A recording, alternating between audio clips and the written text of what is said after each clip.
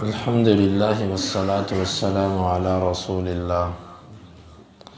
اما بعد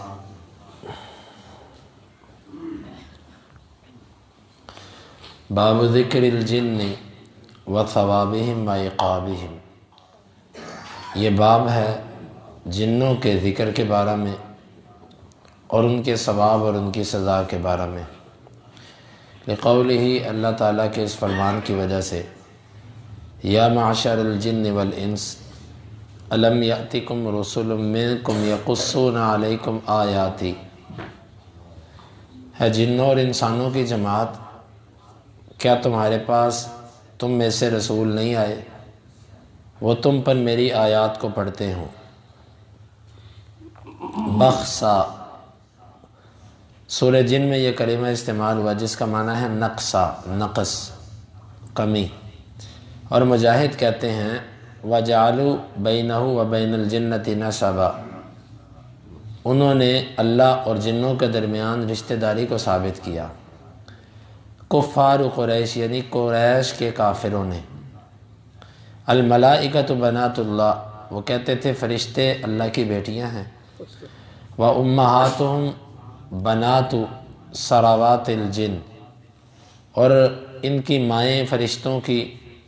وہ جن سرداروں کی بیٹیاں تھیں۔ قال اللہ، اللہ تعالیٰ نے فرمایا وَلَقَدْ عَلِمَتِ الْجِنَّةُ إِنَّهُمْ لَمُحْضَرُونَ، جنوں نے یہ بات جان لی کہ ان قریب وہ حاضر کیے جائیں گے، سَيُحْضَرُونَ لِلْحِسَابِ، وہ حساب کے لیے حاضر کیے جائیں گے۔ جند محضرون، وہ لشکر ہے حاضر کیے ہوئے، یعنی عند الحساب، حساب کے وقت۔ یہ ساری آیات اور ان کے کلمات امام بخاری اس لیے لے کر آئے ہیں کہ جنوں کے بارے میں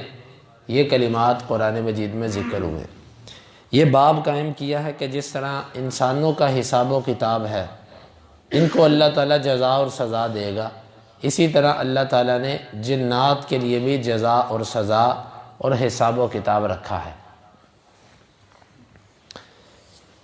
اور جس طرح اللہ تعالیٰ نے ہمارے لیے شریعت اتاری ہے انسانوں کے لیے، اسی طرح اللہ تعالیٰ نے جنوں کے لیے بھی شریعت کو اتارا ہے۔ اور اللہ تعالیٰ قیامت کے دن ان سے کہے گا کہ کیا تمہارے پاس میرے رسول نہیں آئے تھے؟ گویا کہ جنات بھی اللہ تعالیٰ کے ان سارے احکامات کے پابند ہیں۔ حدیث ہے، امام بخاری کہتے ہیں ہمیں بیان کیا قتیبہ نے مالک سے و عبد الرحمن بن عبداللہ بن عبد الرحمن بن ابی صعصع الانصاری سے، وہ اپنے والد سے، انہوں نے اسے خبر دی کہ ان ابا سعید الخدری رضی اللہ عنہ قال له، ابو سعید خدری نے ان سے کہا انی اراک تحب الغنم، میں دیکھتا ہوں کہ تو بکریوں کو بڑا پسند کرتا ہے، والبادیہ، اور تو بادیہ نشینی یعنی دیہاتی زندگی کو بہت پسند کرتا ہے۔ فَإِذَا كُنْتَ فِي غَنَمِكَ أَوْ بَادِيَتِكَ، جب تو اپنی بکریوں میں ہو یا اپنے کھیتوں اور دیہاتوں کی طرف ہو، فَأَذَّنْتَ بِالصَّلَاةِ، اور تو نماز کے لیے اذان کہے، فَارْفَعْ صَوْتَكَ بِالنِّدَاءِ، تو تو اپنی آواز کو اذان کے لیے بلند کر۔ فَإِنَّهُ لَا يَسْمَعُ مَدَى صَوْتِ الْمُؤَذِّنِ جِنٌّ وَلَا إِنسٌ وَلَا شَيْءٌ، مؤذن کی آواز کو کوئی بھی جن یا انسان یا کوئی بھی چیز نہیں سنتی، الا شہد لہ یوم القیامہ، مگر وہ قیامت کے دن اس کے لیے گواہی دے گی۔ قال ابو سعید سمعتہ من رسول اللہ صلی اللہ علیہ وسلم، ابو سعید کہتے ہیں کہ میں نے اس حدیث کو اللہ کے نبی صلی اللہ علیہ وسلم سے سنا۔ اس حدیث مبارک سے امام بخاری کا استدلال یہ ہے کہ جنات کا وجود ہے، اسی لیے ان کا ذکر ہوا۔ بعض لوگ جنات کے وجود کے منکر ہیں، وہ کہتے ہیں جنات کا وجود نہیں ہے، امام بخاری نے ان پر رد کیا ہے۔ دوسری بات کہ جنات بھی انسان کے اچھے اور برے اعمال کے اوپر گواہی دیں گے، جس طرح کہ یہاں پر اذان پر وہ گواہی دیں گے، تو اسی طرح جو برائی کرتے ہیں بعض دفعہ جنات اس کو دیکھتے ہیں، تو وہ قیامت کے دن گواہی دیں گے کہ اللہ ہم نے اس بندے کو یہ برائی کرتے دیکھا تھا۔ تو جنات ہمارے اچھے اور برے اعمال کے اوپر گواہ بھی ہیں۔ اور تیسری بات یہ ثابت ہوئی کہ جس طرح اللہ رب العالمین انسانوں کو اکٹھا کرے گا مرنے کے بعد، حشر ہوگا، وہاں پر انسان سب اللہ کو اپنے اعمال کا جواب دیں گے۔ اسی طرح اللہ تعالیٰ جنات کا بھی حشر کرے گا، ان کو بھی اکٹھا کرے گا، اور اللہ تعالیٰ ان سے بھی اسی طرح حساب و کتاب کرے گا جس طرح انسانوں سے ہوتا ہے، اور ان کے بھی اعمال کے اوپر یوں گواہیاں طلب کی جائیں گی جس طرح انسانوں کے اعمال پر کی جاتی ہیں۔ بہرحال یہ بات ایک الگ ہے کہ جنات اپنی اصل شکل میں دکھائی نہیں دیتے، یہ ہمیشہ شکلیں بدل کر ہی نظر آتے ہیں، کسی نہ کسی شکل کے اندر یہ آتے ہیں، تو یہ اصل شکل کے اندر ان کو دیکھنا مشکل ہے۔ ممکن ہے کہ کبھی کسی نے اس کو، لیکن اصل یہ ہے کہ یہ اپنی اصل شکل کے اندر دکھائی نہیں دیتے۔ واللہ عالم بالصواب۔ یہ امام بخاری نے جنوں کے بارے میں ایک حدیث لائے تھے، اس کا ذکر کر دیا۔ ویسے جنوں کی تخلیق جو ہے انسانوں سے پہلے ہوئی ہے، جن انسان سے پہلے پیدا کیے جا چکے تھے، اور اللہ تعالیٰ نے ان کو شعلے والی آگ سے پیدا کیا تھا۔ جس طرح انسان ہے، اس کے مزاج کے اندر خیر غالب ہے، کیونکہ مٹی سے پیدا، عاجزی ان کے ساری انسان کی فطرت کے اندر ہے۔ جنات جو ہیں ان کے مزاج کے اندر شر غالب ہے، ان میں خیر والے کم ہوتے ہیں، شر والے زیادہ ہوتے ہیں۔ جس طرح انسانوں میں خیر والے زیادہ ہیں اور شر والے کم ہیں، تو اللہ تعالیٰ نے ان کو آگ سے پیدا کیا۔ ان کی لمبی لمبی عمریں بھی ہوتی ہیں، بہت بہت لمبی عمریں ہوتی ہیں، اور اللہ تعالیٰ نے ان کو یہ طاقت عطا کی ہے، یہ اڑ بھی سکتے ہیں، چند لمحات کے اندر ایک دوسری جگہوں پر جا سکتے ہیں۔ بڑی طاقت اللہ تعالیٰ نے ان کو عطا کی ہے۔ یہ آپس کے اندر شادیاں بھی کرتے ہیں جننیوں کے ساتھ، اور ان کی اولادیں بھی ہوتی ہیں، اور یہ کھاتے پیتے بھی ہیں، ان کے اوپر موت بھی آتی ہے، بیماری بھی آتی ہے۔ یہ سب کے سب معاملات ان کے ساتھ بھی ہوتے ہیں جو انسانوں کے ساتھ۔ البتہ اللہ تعالیٰ نے ان میں سے رسول کسی کو نہیں بنایا، رسول جتنے بھی آئے ہیں وہ انسانوں میں سے آئے ہیں، اور جس طرح جو شریعت انسانوں کے لیے آتی رہی ہے وہی شریعت ان جنوں کے لیے بھی ہے۔ جس طرح جنوں کے انسانوں میں فرقے ہیں، اسی طرح جنوں کے اندر بھی فرقے ہیں، یہ عیسائی ہے، یہ ہندو ہے، یہ سکھ ہے، یہ مسلمان ہے،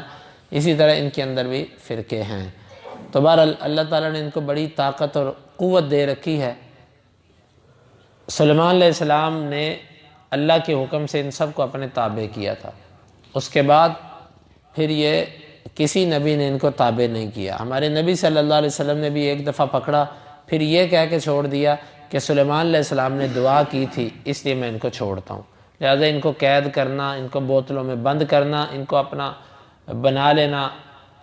قید کر کے ان سے خدمت لینا، یہ سب کے سب معاملات شرعی نہیں ہیں۔ اللہ تعالیٰ میں سمجھ عطا فرمائے۔ باب قولہ عز وجل، یہ باب ہے اللہ عز وجل کے اس فرمان کے بارے میں۔ وَإِذْ صَرَفْنَا إِلَيْكَ نَفَرًا مِّنَ الْجِنِّ، اور جب ہم نے آپ کی طرف جنوں میں سے ایک جماعت کو پھیر دیا، اِلَىٰ قولہ، یہاں تک، أُولَٰئِكَ فِي ضَلَالٍ مُّبِينٍ، یہ واضح گمراہی میں ہے۔ مصرفہ، اس کا معنی معدلہ، پھرنے کی جگہ، صرفنا ای وجہنا، متوجہ کیا۔ باب قول اللہ تعالی وبث فیہا من کل دابہ، یہ باب ہے اللہ تعالیٰ کے اس فرمان کے بارے میں کہ اس نے اس میں ہر قسم کے جانور کو پھیلایا، یعنی زمین میں ہر طرح کے چوپایوں کو پھیلایا۔ ابن عباس کہتے ہیں الثعبان الحیۃ الذکر منہا، ثعبان اس سانپ کو کہتے ہیں کہ جو ان میں سے مذکر ہوتے ہیں۔ یقال الحیات اجناس، کہا جاتا ہے کہ حیات جو ہے نا یہ سانپوں کی جنس کو کہا جاتا ہے۔ الجان والافاعی والاساود، اور اس کی آگے قسمیں ہیں، ایک ان میں سے جان کہلاتے ہیں، ایک ان میں سے افاعی کہلاتے ہیں، اور ایک ان میں سے اساود کہلاتے ہیں۔ جان کہتے ہیں سفید رنگ کے پھرتیلے سانپ کو، افاعی کہتے ہیں زہر سے بھرے ہوئے جو اژدہا ہوتا ہے اسے، اور اساود کہتے ہیں سیاہ رنگ کے سانپوں کو۔ آخذ بناصیتھا، اس کا معنی ہے فی ملکہ و سلطانہ، ہر چیز اس کی بادشاہت میں ہوگی، اس کی سلطنت میں ہوگی۔ ویقال صافات، اور یہ لفظ بولا جاتا ہے، اس کا معنی کیا ہے؟ بوسط اجنحتہن، وہ اپنے پروں کو پھیلائے ہوئے ہیں۔ ویقبضن، ای یضربن باجنحتہن، وہ اپنے پروں کو ایسے مارتے ہیں۔ اس میں امام بخاری رحمۃ اللہ علیہ پرندوں کے بارے میں، سانپوں کے بارے میں اور اس طرح کی مخلوقات کے بارے میں جو حدیثیں آئی ہیں اس کو لے کر آئے ہیں۔ امام بخاری کہتے ہیں ہمیں بیان کیا عبداللہ بن محمد نے، وہ کہتے ہیں ہمیں بیان کیا ہشام بن یوسف نے، وہ کہتے ہیں ہمیں بیان کیا معمر نے زہری سے، وہ سالم سے، وہ ابن عمر سے، انہ سمع النبی صلی اللہ علیہ وسلم یخطب علی المنبر، ابن عمر نے اللہ کے نبی صلی اللہ علیہ وسلم کو منبر پر خطبہ دیتے ہوئے سنا۔ آپ نے فرمایا اقتلوا الحیات، سانپوں کو قتل کر دو، وقتلوا اور تم قتل کر دو ذات طفیتین، دو نقطوں والے کو، والابترا اور ابتر وہ سانپ کہ جو دم کٹا ہوتا ہے، فإنہما یطمسان البصر ویسقطان الحبل، یہ نظر کو چندھیا دیتے ہیں، ختم کر دیتے ہیں اور حمل کو گرا دیتے ہیں۔ اللہ کے نبی صلی اللہ علیہ وسلم نے سانپوں کو قتل کرنے کا حکم دیا۔ آپ نے فرمایا کہ وہ ہم میں سے نہیں جو سانپوں سے ڈر گیا، اور ایک حدیث کے اندر آتا ہے ما صالحناہم منذ حاربناہم، جب سے ہم نے ان سے لڑائی کی ہے ان سے صلح ہم نے کی نہیں، یعنی سانپوں کو قتل کرنے کا حکم ہے۔ اور خاص طور پر کچھ سانپوں کا آپ نے نام لیا، آپ نے فرمایا یہ دو قسم کے سانپوں کو تو بالکل قتل کرو، کیونکہ سانپوں کی کئی قسمیں ہیں، ان میں سے بعض اتنے زہریلے ہوتے ہیں کہ انسانی آنکھوں میں آنکھ اگر ان کی ڈل جائے، انسان اگر ان کی آنکھوں کی طرف دیکھ لے اور وہ اس کی طرف دیکھ لیں تو حدیث بخاری کی کہتی ہے کہ انسانی بینائی ختم ہو جاتی ہے۔ اتنی خطرناک قسم بھی سانپوں میں پائی جاتی ہے، اور ایک قسم ان کی ایسی خطرناک ہوتی ہے، حاملہ عورت اگر ان سانپوں کی اس سانپ کی قسم کی طرف دیکھ لے تو حمل گر جاتا ہے،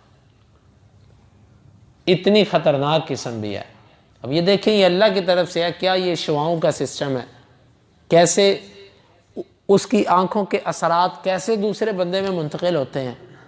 یہ اللہ ہی جانتا ہے۔ تو یہ آپ صلی اللہ علیہ وسلم نے سانپوں کو قتل کرنے کا حکم دیا، اور خاص طور پر دو خطرناک ترین سانپوں کا ذکر کیا کہ اس کو لازمی قتل کر دو، کیونکہ ایک انسانی آنکھوں کی بینائی ختم کر دیتا ہے، اور ایک قسم ایسی ہے کہ جو عورت کے حمل کو گرا دیتی ہے۔ امام بخاری اور عبداللہ کہتے ہیں فَبَيْنَ أَنَا أُطَارِدُ حَيَّةً لِأَقْتُلَهَا، اس دوران کہ میں ایک کوشش کر رہا تھا کہ میں ایک سانپ کو قتل کروں، فَنَادَانِي أَبُو لُبَابَةَ، ابو لبابہ نے مجھے آواز دی لا تقتلها، وہ اس کو قتل نہ کرو، فقلت ان رسول اللہ صلی اللہ علیہ وسلم قد امر بقتل الحیات، میں نے کہا اللہ کے نبی صلی اللہ علیہ وسلم نے تو سانپوں کو قتل کا حکم دیا۔ فقال انه نهى بعد ذلك عن ذوات البیوت، ہاں حکم دیا تھا لیکن اس کے بعد آپ نے کہا تھا جو تمہارے گھروں میں سانپ ہوتے ہیں نا ان کو قتل نہ کرو، وہی العوامر، یہ عوامر ہوتے ہیں یعنی یہ جن ہوتے ہیں، جو گھروں میں سانپ رہتے ہیں نا اس کا ایک طریقہ ہے، حدیث کے اندر آتا ہے کہ ان کو پہلے آواز دو، ان سے کہو کہ یہاں سے چلے جاؤ، یہ ہمارا گھر ہے، اللہ کے بندو یہاں سے چلے جاؤ، 3 دفعہ ان کو آواز دو، 3 دفعہ ان کو موقع دو، اگر اس کے بعد وہ آپ کو نظر آئیں دکھائی دیں پھر ان کو مار دو۔ تو پہلے ان کو یہ کہو کہ نکل جاؤ۔ اس کا ایک واقعہ بھی پیش آیا تھا کہ اللہ کے نبی صلی اللہ علیہ وسلم کے ایک انصاری صحابی وہ خندق کھود رہے تھے تو اللہ کے نبی صلی اللہ علیہ وسلم سے اجازت چاہی کہ میں گھر سے ہو آؤں، آپ نے فرمایا جاؤ۔ گھر آئے، نئی نئی شادی ہوئی تھی تو دیکھا جوان بیوی ان کی دروازے پر کھڑی ہے، بڑی غیرت آئی کہ تو باہر کیا لینے آئی ہے؟ وہ کہنے لگی کہ پہلے اندر جا کے دیکھو کیا مسئلہ ہے۔ وہ اندر گئے تو دیکھا اندر سانپ تھا، صحابی کو غصہ پہلے سے آیا ہوا تھا، انہوں نے غصے کے اندر اس سانپ کے اوپر حملہ کیا۔ حدیث کے لفظ ہیں پتہ نہیں چلا وہ انصاری پہلے فوت ہوا کہ وہ سانپ پہلے مرا، یعنی دونوں فوت ہو گئے۔ اللہ کے نبی صلی اللہ علیہ وسلم تک یہ بات لائی گئی، آپ نے فرمایا کہ یہ جو گھروں کے اندر رہنے والے سانپ ہیں ان کو پہلے مہلت دو، یہ جنات ہوتے ہیں جو سانپ کی شکل میں تمہیں دکھائی دیتے ہیں، تو ان کو مہلت دو، 3 دفعہ ان سے کہو، اگر اس کے بعد بھی یہ آئیں پھر ان کو مارو۔ تو یہ ہمارے نبی صلی اللہ علیہ وسلم کا حکم ہے، ان کو یوں حدیث سنانی چاہیے کہ دیکھو ہمارے نبی صلی اللہ علیہ وسلم کا حکم ہے، ہم تمہیں آواز دیتے ہیں کہ تم یہاں سے چلے جاؤ، یہاں پر نہ رہو، اس کے بعد 3 دفعہ کے بعد آپ اس کو مار سکتے ہیں۔ گویا کہ سانپوں کو قتل کا حکم ہے، لیکن جو گھروں میں ہوں ان کو مارنے سے رک جائیں۔ امام بخاری کہتے ہیں اور عبد الرزاق کہتے ہیں معمر سے، وہ کہتے ہیں فرعانی ابو لبابہ، مجھے ابو لبابہ نے دیکھا، او زید بن الخطاب یا زید بن خطاب نے دیکھا، وتابعہ یونس وابن عیینہ و اسحاق الکلبی والزبیدی، اور اس کی مطابق یونس ابن عیینہ، اسحاق کلبی اور زبیدی نے کی۔ وقال صالح، اور صالح اور ابن ابی حفصہ اور ابن مجمع زہری سے روایت کرتے ہیں، وہ سالم سے، وہ ابن عمر سے، فرعانی ابو لبابہ تھا وہ زید بن الخطاب، وہ کہتے ہیں مجھے ابو لبابہ اور زید بن خطاب نے دیکھا۔ یعنی کہ یہ پہلے والی حدیث ہی کے ساتھ امام بخاری رحمۃ اللہ علیہ کچھ جو طرق تھے یا کچھ الفاظ میں کچھ جو تغیر تھا اس کی طرف اشارہ کرنے کے لیے ان کلمات کو لے کر آئے ہیں۔ اللہ رب العالمین سے دعا ہے کہ اللہ تعالی ہمیں ان حدیث کو سمجھنے کی اور ان کے تقاضوں کو پورا کرنے کی توفیق عطا فرمائے۔ اللہم انفعنا بما علمتنا وعلمنا ما ينفعنا وزدنا علما وآخر دعوانا ان الحمد للہ رب العالمین۔ حدیث نمبر 3296 سے لے کے 99 تک۔